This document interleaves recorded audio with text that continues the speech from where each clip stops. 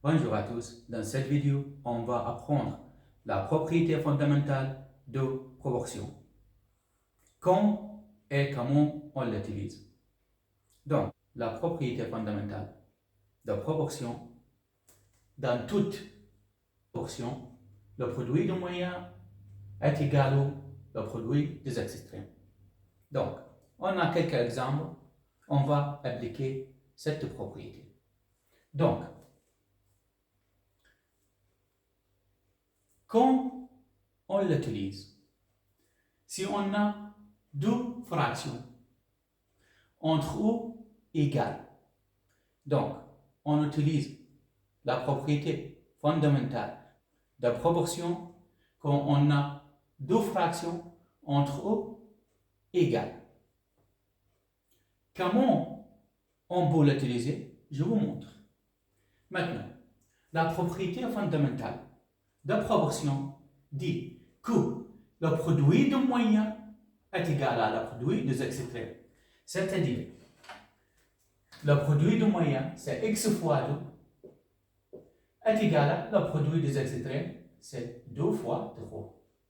Donc,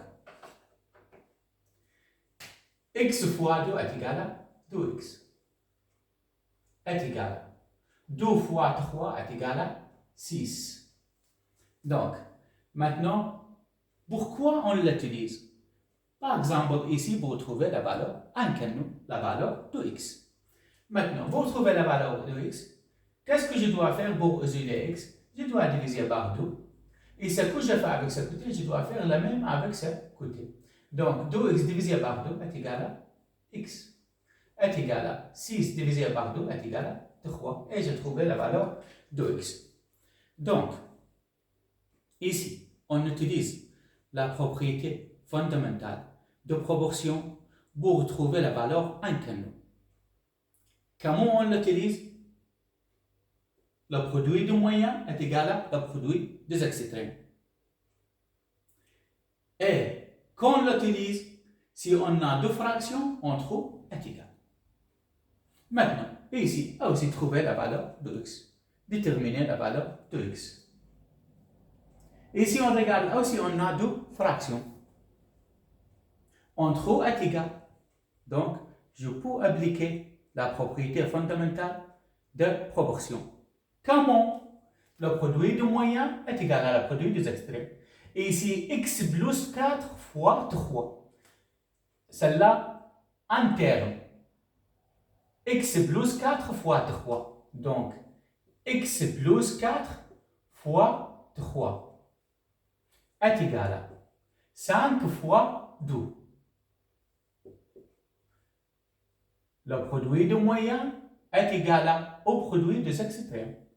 Ici, je ne peux pas écrire x plus 4 fois 3. Si je ne mets pas celle-là dans la parenthèse, c'est-à-dire seulement la 4 fois 3. Et c'est interdit, c'est pas vrai. Je dois mettre x plus 4 dans la parenthèse. Pourquoi? Parce que celle-là en terme fois 3. Donc, x fois 3 est 4 fois 3. Donc, je dois mettre x plus 4 dans la parenthèse. Après, je dois faire la distributivité. Donc, x fois 3 est égal à 3x. 4 fois 3 est égal à 12. Est égal à 5 fois 2 est égal à 10. Maintenant, pour déterminer la valeur de x, qu'est-ce que je dois faire? Je dois déplacer la 12 de l'autre côté. Donc, 3x est égal à 10 moins 12. Je dois changer le signe de 12. Maintenant, 3x est égal à 10 moins 12 est égal à moins 2. Maintenant, pour isoler x, je dois diviser par 3. Et ce que j'ai fait avec ce côté, je dois faire le même avec l'autre côté. Je divise ce côté aussi par 3. 3 avec 3, ça reste x est égal à moins 2 divisé par 3.